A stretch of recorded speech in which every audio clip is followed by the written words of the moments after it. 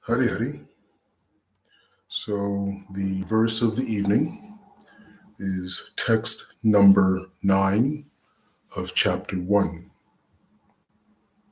Duryodhana is continuing to speak to Dronacharya. And he says, there are many other heroes who are prepared to lay down their lives for my sake. All of them are well equipped with different kinds of weapons, and all are experienced in military science. Duryodhana is bragging here. He's bragging about the fact that he has listed so many warriors on the plains of Kurukshetra willing to lay down their lives for his sake, willing to die for him. This is how Duryodhana sees these individuals. They are nothing more than pawns on a chessboard which he can use to achieve his own ends. There is no love, no respect, no appreciation beyond the fact that they are on his side to fight the war on his behalf and to even lay down their lives, their treasure, their kingdom, their soldiers, their army, their own family for his sake. That is all that matters to him. He doesn't care one whit of the sacrifice all these great heroes are making for him.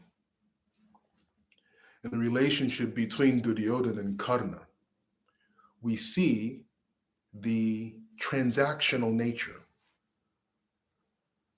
Karna arrived on the scene in the Mahabharata at a time where there was an exhibition of the military prowess and skills of the young Pandavas and Kauravas who had just graduated Dronacharya's military academy. Karna arrives there just as Arjuna is showing off his skills with the bow and arrow. And Karna challenges. And Karna is able to replicate each feat of archery that Arjuna does. It begins to get heated, and the competition between Arjuna and Karna begins to become more and more serious, more and more threatening to the safety of both of them. Finally, Dronacharya and others had to intervene and stop the two. And some versions say there was no interaction, it was stopped beforehand. Some versions of the story say, yes, they interacted for a little bit in terms of the competition. Then when it got too out of hand, and the reason given for stopping the prohibiting or discontinuing the competition between Arjuna and Karna was that Karna arrived there as a stranger. No one knew who he was.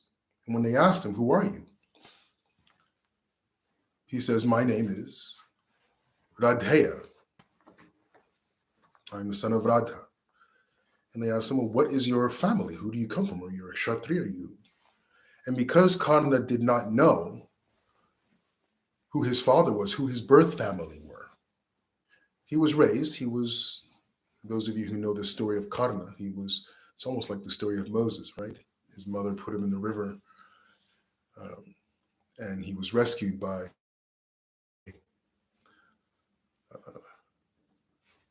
Adhirata and Radha,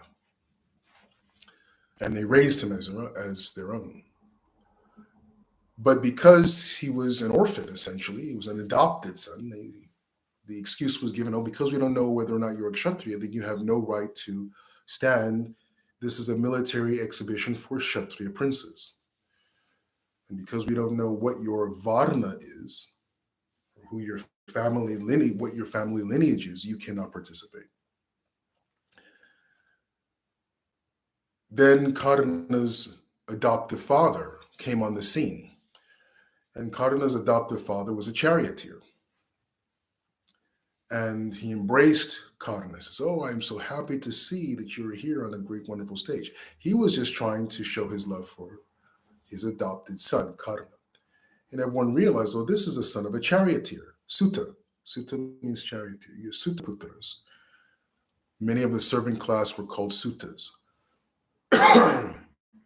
You're a Sutta Putra. You're the son of a Sutta, of the servant class.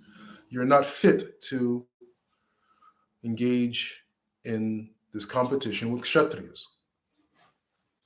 Duryodhana, at the time, saw the skill of Karna, that Karna matched every single skill Arjuna had, confidently, without hesitation. Duryodhana, these are kids, essentially, right? Very young adults.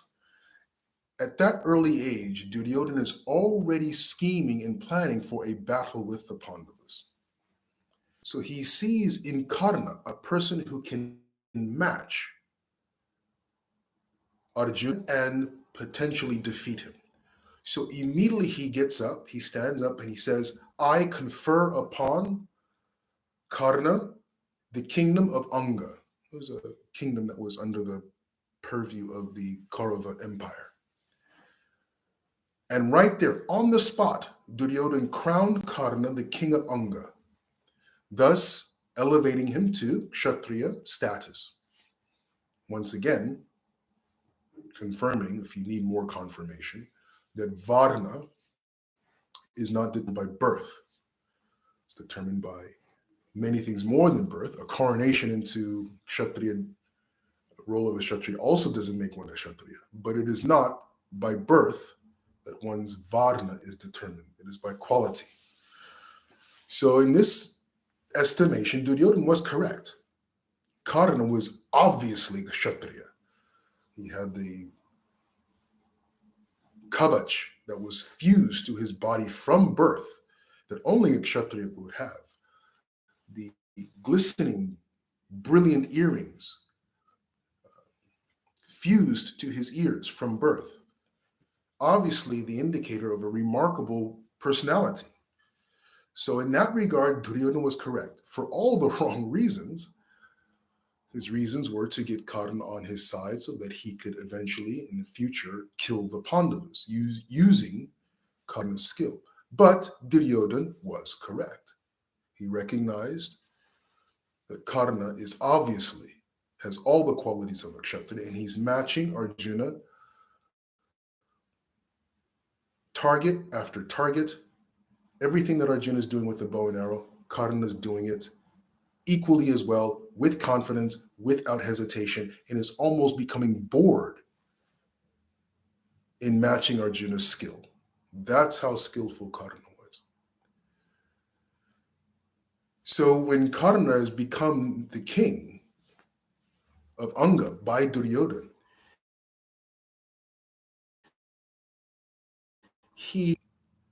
I wouldn't even call it gratitude.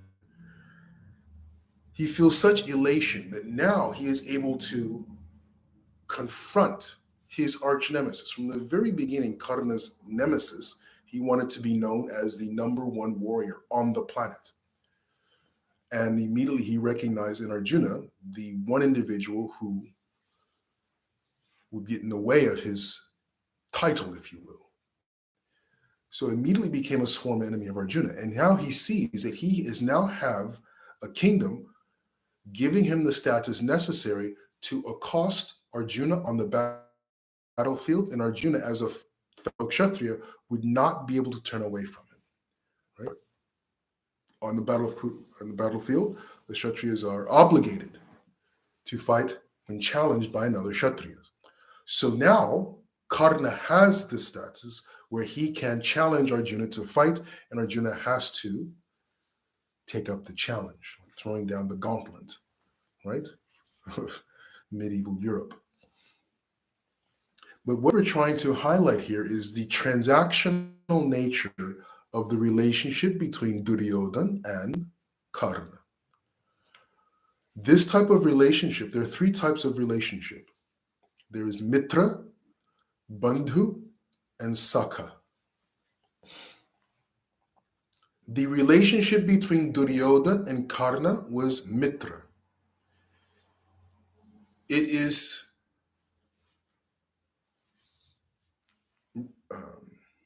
understood and can be recognized because it is Rajasic in nature, in that it is transactional. At a time when Karna was being humiliated in public, and at a time when potentially he could have been cast out forever and derided as a Sutaputra forever, and thus cast out of the sphere of the Kshatriya world, if you will, Duryodhana came and rescued him and brought him fully, legitimately into the sphere of the Kshatriyas, thus giving Karna the ability to challenge Arjuna and become the greatest Kshatriya in the world. So this is very transactional, this relationship between Duryodhana and Karna. And it is clearly understood between the both of them. There is no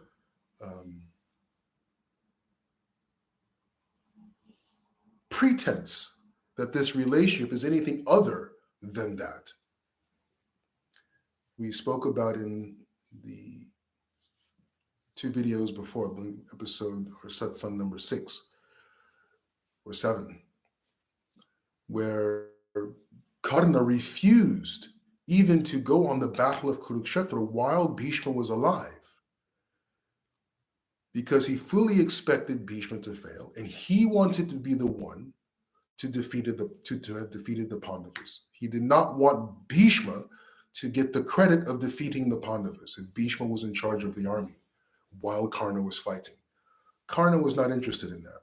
So we see the transactional nature. Karna wanted to be known as the number one Kshatriya in the world. He wanted to be known as the Kshatriya who killed and defeated Arjuna and the Pandavas. He did not want anything to get in the way of that, not even his so-called friendship with Duryodhana. Duryodhana wanted Karna to fight from the very beginning, but not even the so-called friendship between Karna and Duryodhana moved Karna to make that decision to fight from the very beginning of the battle. Absolutely not. He wanted to be the only one responsible for the victory of the Kauravas over the Pandavas and for the death of Arjuna. He did not want anyone else to get that credit. And his friendship with Duryodhana, be damned. So a lot of times people try to elevate this friendship between Karna and Duryodhana. Now, it was an honorable, just because it's a transactional relationship, it's also an honorable relationship. It is honorable. It is highly honorable. In fact, we should be blessed should most of our relationships be rajasic in this manner. Relationships in Kali Yuga are mostly tamasic. They're barely even transactional. There's no honor. There's no basic honesty. There's all kinds of pretense and manipulation. Many times, many relationships that we have, full of pretense, full of manipulation, are all actually tamasic. So to have a rajasic relationship that is, from the get-go, transactional, there's nothing wrong with that. It's kind of like the relationship, another example for this mitra. This is a mitra type of relationship. For the mitra relationship is between co-workers. It's transactional.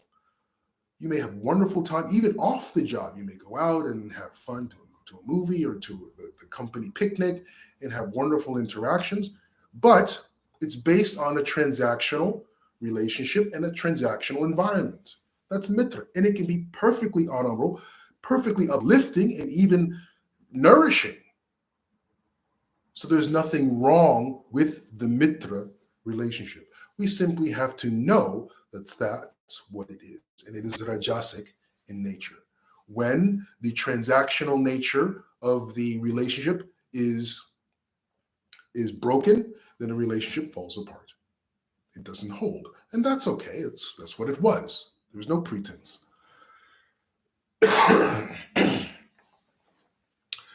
The second type of relationship is called bandhu.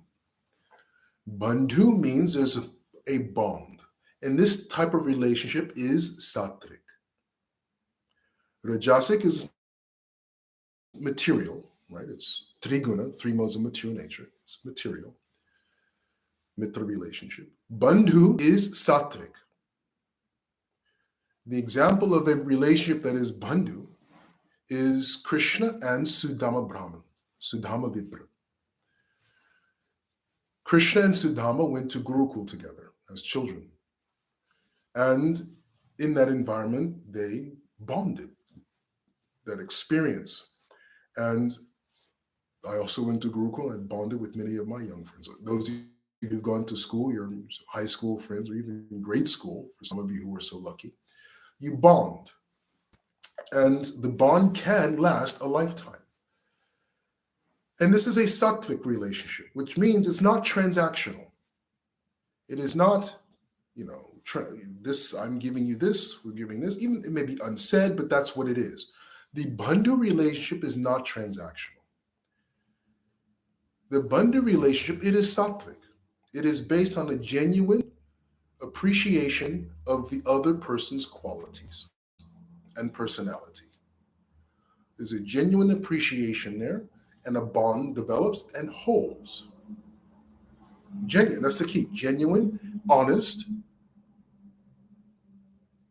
appreciation for the other person's qualities and attributes. Bandhu. This is a sattvic friendship. And the example is Krishna and Sudama. What is interesting is, I'll go a little bit into the story. What's the time? Very good.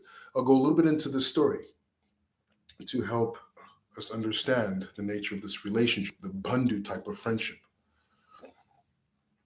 Krishna was, after Gurukula, Krishna was a Kshatriya, so he went back to Dwaraka, became king, married, and was living in his palaces, and obviously very wealthy. Sudama was a Brahmana, so he didn't have much wealth. He went on also in his own life to get married and have a family, but he was often struggling. So one day his wife said to him, my dear Sudama, my dear husband, you are the friend of Krishna. Why don't you go to him and ask for some help? Just a little bit. I mean, we're struggling here. We're trying to take care of this, trying to take care of that.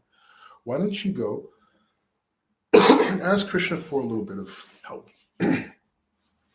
And Sudama was like, no, I don't want to go. I don't want to go to ask Krishna for some help. It's not something that he really wanted to do. And it's not, I mean, the need was there. Obviously, the need was there. And his wife was correct. In a situation where there is actually dire straits, it is actually not it is a necessity for the parents to do whatever is necessary for the well-being of the child. So asking friends and others to help to maintain their children it's well within the dharma of parents in taking care of their children. So the wife was correct, and Sudama Vipra understood this, but still he did not want to impose upon his friendship with Krishna. But because it was the situation was needed that type of intervention. So Sudama's aggressed, okay, I'll go and see Krishna. So his wife gave him a little bit of chipped rice. When you're very poor, sometimes you get the lowest quality rice. So it's not the best quality. It's the broken grains that don't really sell in the market, and the farmers, they sweep it off the ground and they sell the lowest class type of rice, the cheapest type of rice. I don't say the lowest class, the cheapest type of rice, because that was all they could afford. So that's all they had in the home. So she made a nice little packet for Sudama to take to Krishna. So Sudama had this little bit of rice tied up in his dupatta and had it over his shoulder, and he went to Dwaraka to see Krishna. So Sudama arrived in Krishna's palace, and Krishna was there with his wife, Rukmini Devi, and actually, I take that back. I don't know if he was married at the time. I believe he was, actually. Rukmini Devi was there. And welcomed in Sudama, and Rukmini Devi bathed Sudama's feet. Krishna bathed Sudama's feet, took the water from Sudama's feet and sprinkled it on his head, and had him bathed, and sat down on Krishna's own recliner and bedstead, and had him sleep, and massaged his feet, make sure he was well rested. And Sudama had to walk there. And then he began to talk to Sudama, how are you doing? What's going on in your life? And they began to catch up. All the while, Sudama had this little bit of rice tucked away in his dupatta. He had actually forgotten about it because he was just so excited to see his friend from Gurukula days. He was so excited. He completely forgot about this little bag of chipped rice he had in his dupatta. And then Krishna says, I think you brought me something. You would not have come here without some gift. Your wife would not even have let you come here without something. And then Sudama realized he had that rice. And he was completely embarrassed. Here he comes to Dwaraka and the opulence of Dwaraka and Krishna's huge palaces, and Rukmini, the goddess of fortunes there. And he's just completely overwhelmed. He's going to come in here with the cheapest rice on the market. Talk about, here, Krishna, I brought you a present. He was completely embarrassed and thought, I should never have left home. So Sudama was, no. And Krishna was trying to grab at it. Sudama was pulling, Krishna grabbing. They're tossing back and forth and wrestling on the bed. Finally, Krishna gets the rice. He gets the rice and he takes and he eats some of the rice. And he's completely overwhelmed with love for his friend. Patram pushpam phalam toyam yome bhakti prayachati tadaham bhakti paratam ashnami prayathatmanahan.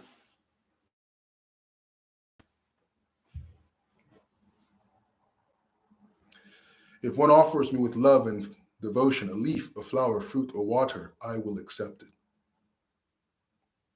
With love. It was the love that Sudama had for Krishna that mattered.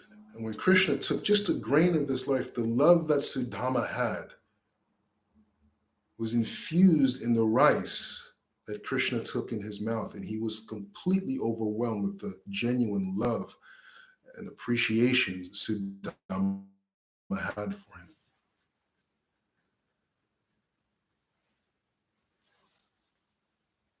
Sudama stayed the night, I believe he stayed the night. The next day he went back after breakfast and after bidding farewell to Krishna in a loving embrace and with promises to keep in touch and so on.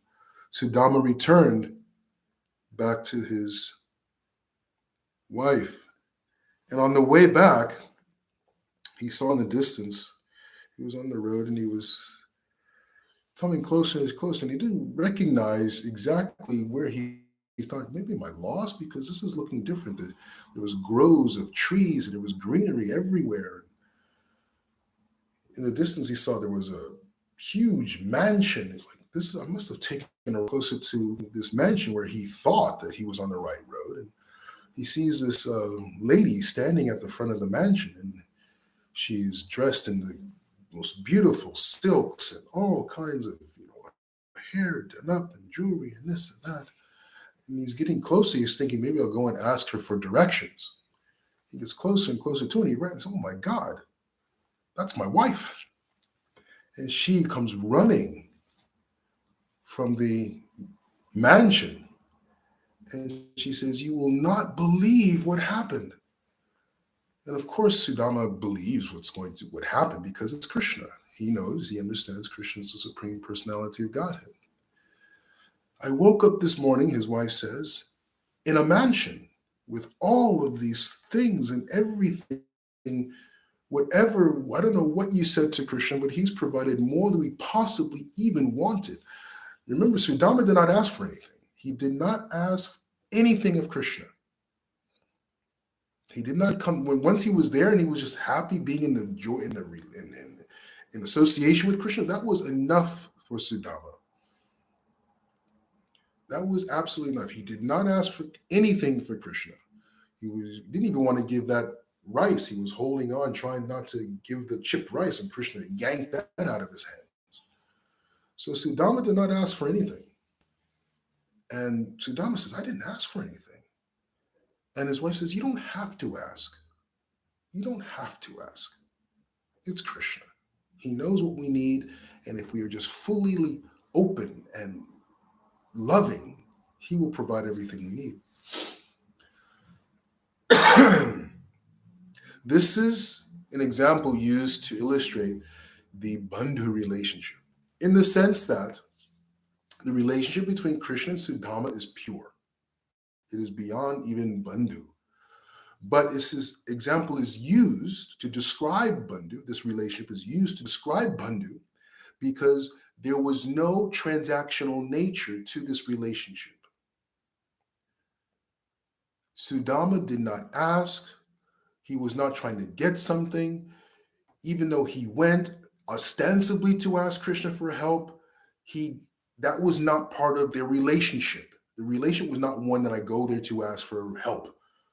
So the relation wasn't transactional. He hesitated in every way possible. In the end, he didn't even ask. He didn't try to bribe Krishna. You can't, bribe, Krishna with, broken, cheap rice grains. If you're going to bribe, bring something, at least bring expensive rice. Bribery wasn't involved. There was no transactional nature in this relation, nothing transactional about it. So this relationship is the relationship is transcendental between Krishna and his bhakta. But it's used to show what a non-transactional relationship looks like, which is defined or described as bandhu. So we've gone to and described two types: mitra, which is rajasic, bandhu, which is sattvic. But these are still considered material in a way. The highest relationship is sakha. Sakha is spiritual. It is eternal. It is beyond considerations, beyond transactional. It is beyond merely bandhu, which means a genuine appreciation of another's personality and character and associating with that. It is beyond even that. It is the sakha. And this is described in the relationship between Krishna and Arjuna. This is one of sakha. It has nothing to do with what one can do with the other, number one. Number two, it is considered also eternal in the hearts of each individual, the persons in the relationship. It's not about the bond that they share is deeper than a single lifetime. That is sakha.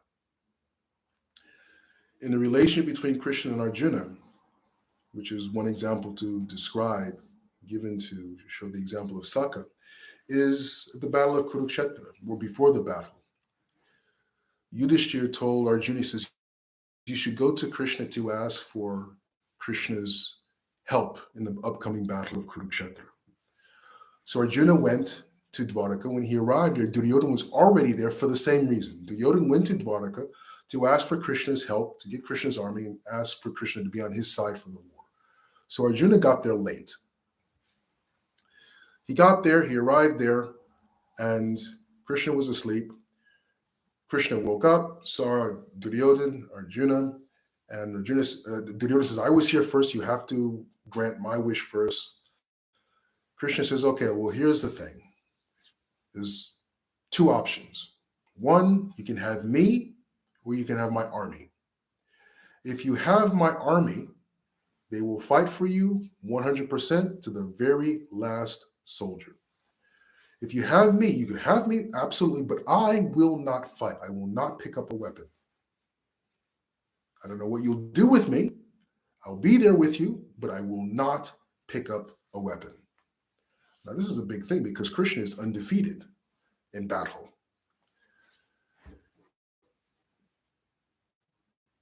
So Krishna says Arjuna is the youngest, so the etiquette is that, in order to mollify the younger, we allow the younger to choose first, to have first choice, right? So Duryodhana was upset about this, but okay, what to do? So Arjuna says, there's a number of versions of this. Arjuna said, I pick you, Krishna. And Krishna says, you pick me? Duryodhana was overjoyed. What's he going to do with Krishna if Krishna is not going to pick up a weapon? So Duryodhana says, great, sold, I'll take it. And Duryodhana was very happily ran off with Krishna's army, an entire division of soldiers. And Krishna told Arjuna, why do you, I'm not going to pick up a weapon. You're in trouble now. He just got away with over 100,000 soldiers who were undefeated, the most experienced soldiers in Bharat, undefeated, highly experienced. They are now his, an entire division of soldiers. I'm not going to do anything. You have got the raw end of the deal. Arjuna said, Krishna, stop it. Come on, let's go. Essentially, Arjuna says, I have you. I'm not interested in anything else. It's me and you. Let's just, if I have you, I have all that I need. Good or bad, victory, defeat. If I have you, I have everything that I need. This is Sakha. Sakha is almost irrational. It is almost irrational. It is irrational. It is spiritual. It is not mundane, the Sakha relationship. Another example is given of the gopis. One day, Narad Muni, he's in Vrindavan, and he sees Krishna suffering from a headache.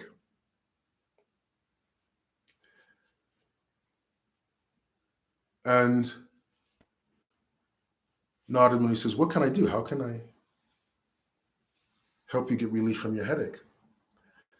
And Krishna says, go to the Brahmanas, tell them that if they give me the dust of their feet and make it into a chandan, I'll put it on my head and it will create a cooling effect, and I will be relieved of the stress and the migraine of this headache. So Narad Muni says, very well. So he goes to the local Brahmins who are doing their svaha, doing their rituals. And he said, my dear Brahmins, Krishna, Sri Bhagavan Krishna, is suffering from a headache.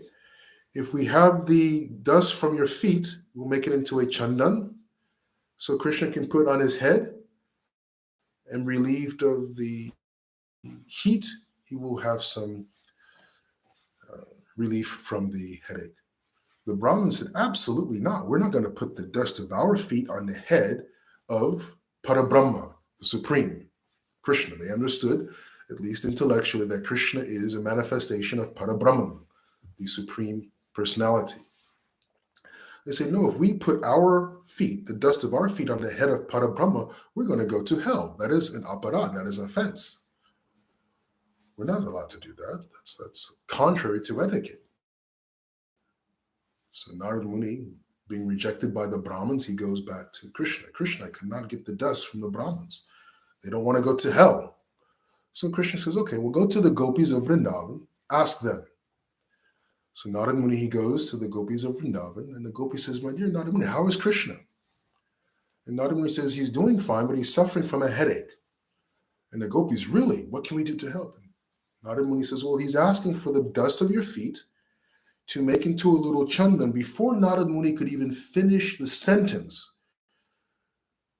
the gopis are down, scraping the dust off their feet, taking a little Yamuna water, and making chandan paste. Before he could even finish the sentence. And they're collecting in all the dust, all the dirt from the feet of all the gopis. Hey, you have more dirt there, scrape that off. And they have this in a leaf, kadamba leaf, the chandan from the feet of the gopis. the dirt from the feet of the gopis.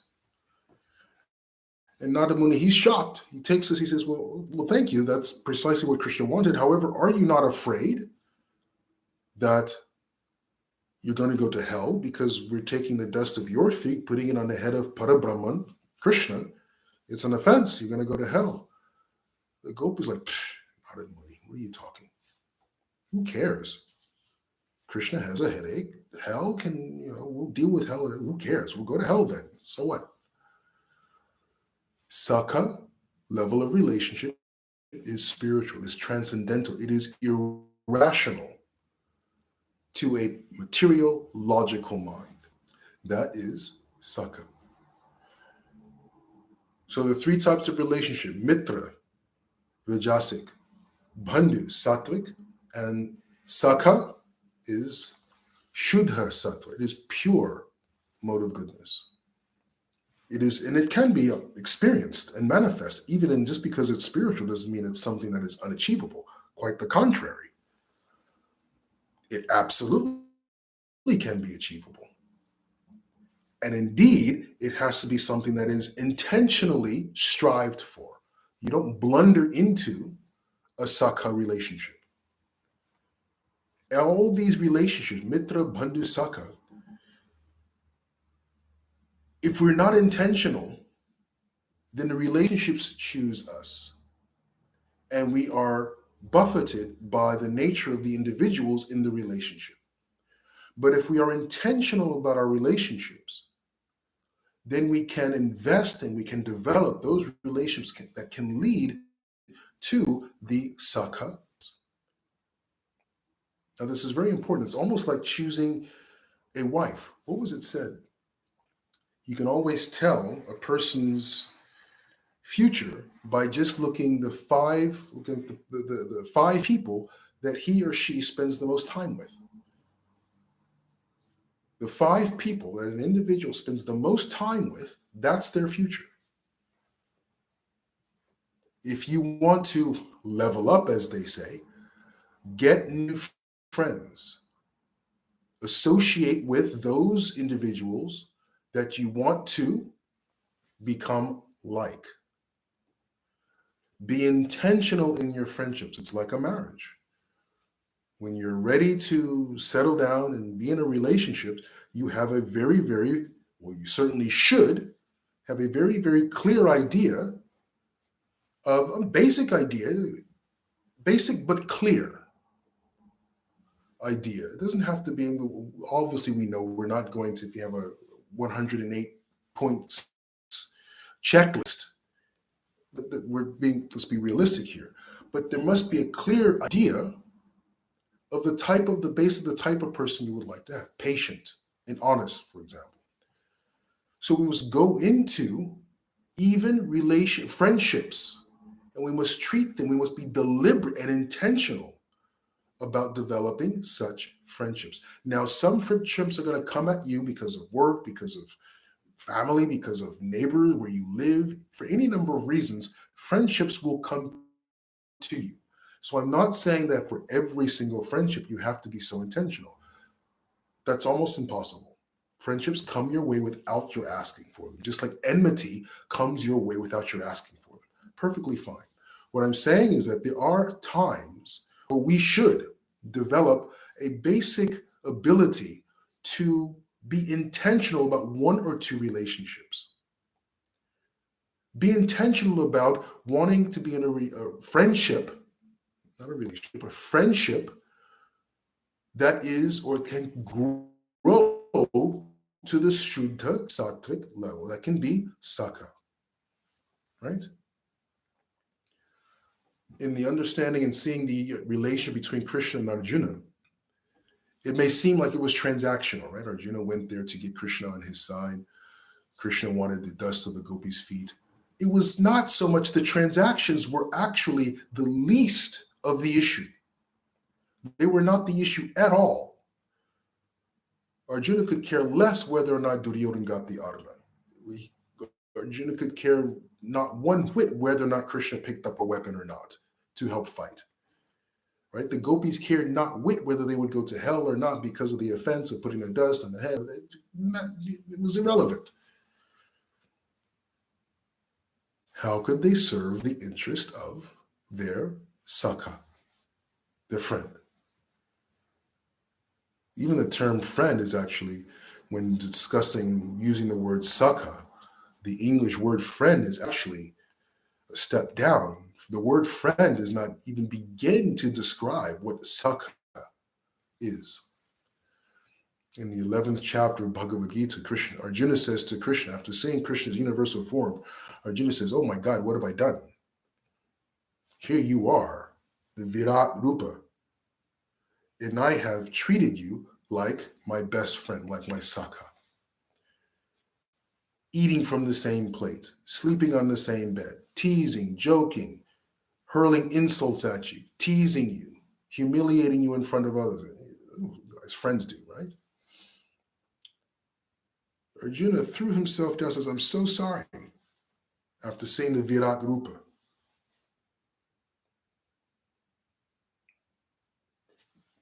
The relationship Arjuna has with Krishna is not possible with the Virat Rupa. Not possible at all with Virat Rupa. It is possible with Krishna. Patram pushpam phalam toyam yome bhakti prayachati.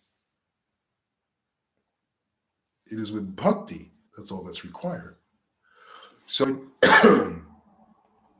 we have to be aware, coming back to, we'll start to wrap this up.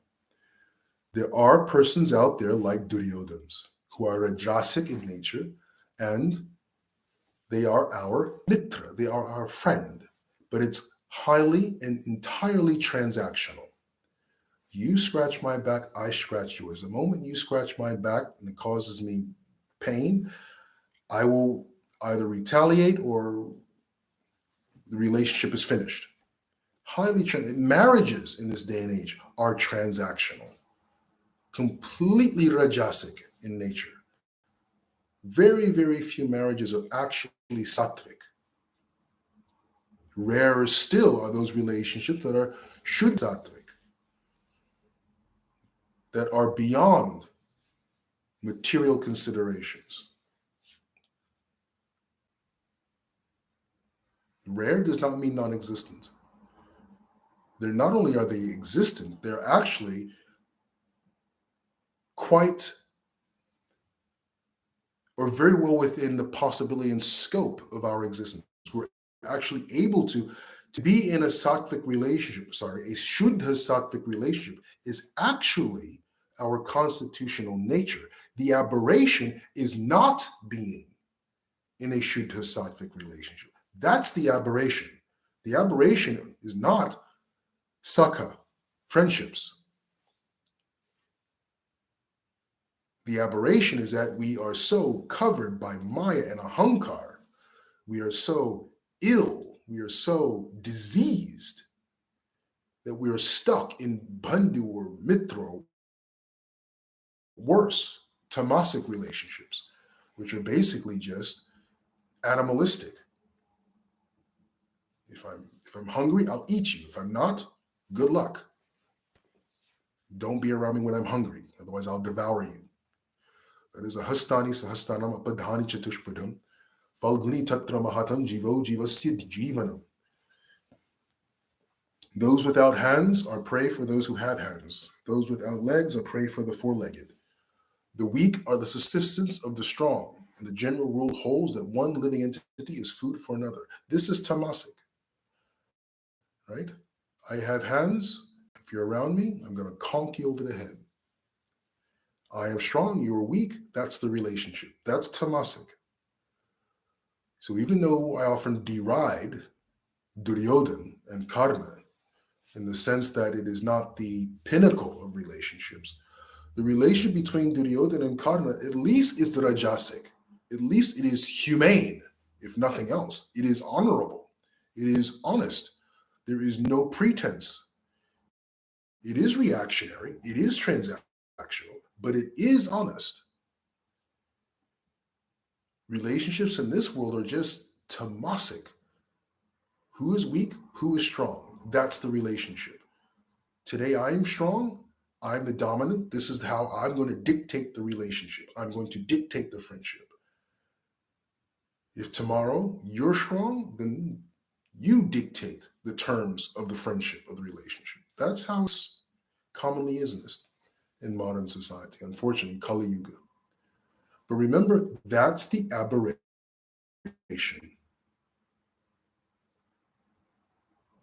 The true nature, because we're spirit beings, is that we can have relationships that are sakha,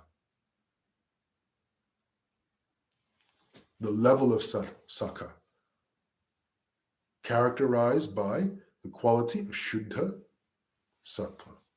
So we have to be intentional. I want a friendship with someone who is patient and honest, say, for example. Well, if you have this intention, I want to have a friend who is patient and honest. Just to give it an example, you may get an individual who come into your life who is patient and honest. The question is, are you able to reciprocate? Maybe you are not ready. Maybe you are not compatible with a patient and honest person. You're both stuck in traffic, and while you are sitting there swearing your head off, your patient friend is enjoying the view. And you become angry and resentful because your patient friend is not freaking out and screaming and shouting and flipping the bird along with you. So you become resentment of this friend that you wanted, you thought you wanted in your life. You thought you wanted a patient friend. What you really wanted is someone who is as impatient as you so that you can go flip off other drivers in a traffic jam. You thought you wanted an honest person, an honest friend, right? But when the two of you go shopping or something and you receive the wrong change, you're 15 minutes away from the store where you bought the particular item and you're being seated for dinner or something at a reservation, and this honest friend of yours wants to go back and return and give the correct change, and you are completely uncontrolled in terms of your sensual activities. You want to have the the dinner at the restaurant. You become resentful and angry of this honest friend that you thought you wanted in your life. So don't just, so that's when by pension, so yes, I want a patient and honest friend. Yeah, that's nice, but can you deal with a patient and honest person? Can you resonate? It doesn't, now this doesn't mean you have to be patient and honest. The honesty is I'm not patient, I'm not honest, but I do value that. I do want to see that. I do want to be around that. I do want to become that. So I will seek the association of a patient and honest person. If you are genuine and honest with oneself on our intentions in being or having a friendship with a patient and honest person, then even though we do not have patience, we're sitting with our patient friend and we're observing how they are sitting in traffic completely in joy and satisfaction and contentment in watching the views all around, or perhaps just listening to something on the radio, or just being content, being stuck in a traffic jam. Then we are able to even appreciate that even while we are raging inside, but we're able to appreciate the patience of our friend or the honesty of our friend. But so be careful what you wish for, right? Oftentimes, you wish for, you think you want to be married to this or married to that. You get that, you realize, oh my God, what have I got myself into? Are you compatible with? Can you resonate with that level of energy, that type of energy? But I digress. Be intentional in friendships. Otherwise, we end up being the cannon fodder for people like Duryodhana in the world who will use us for their own nefarious ends and will not give a bloody damn about you, your family, your sacrifices. Would not care one whit what happens to you, even if you die. He says here in the verse, specifically, they are prepared to lay down their lives for my sake. That's all he cares for. Fight for me and die if you must. That's why he's manipulating and goading Dronacharya. Do whatever you can, fight for me, do whatever is necessary for victory, for me. He cares not one whit about Dronacharya. So be very aware and conscious about the friendships you have. If you can develop them into bandhu and even sakha, do so. If you cannot, recognize them for what they are and keep them on that level. If it's mitra, it's a mitra. Remember, mitra is a very good relationship in the context of Kali Yuga. Should all your friendships be mitra on the mitra level, you're doing actually quite good. It's transactional, but everybody knows what's going on. It's honest. It's genuine. You're doing very good if all of your relationships are on the mitra level. But if you have tamasic friendships, renounce them. Let them go immediately. Tamasic means Falguni Tatra Mahatam.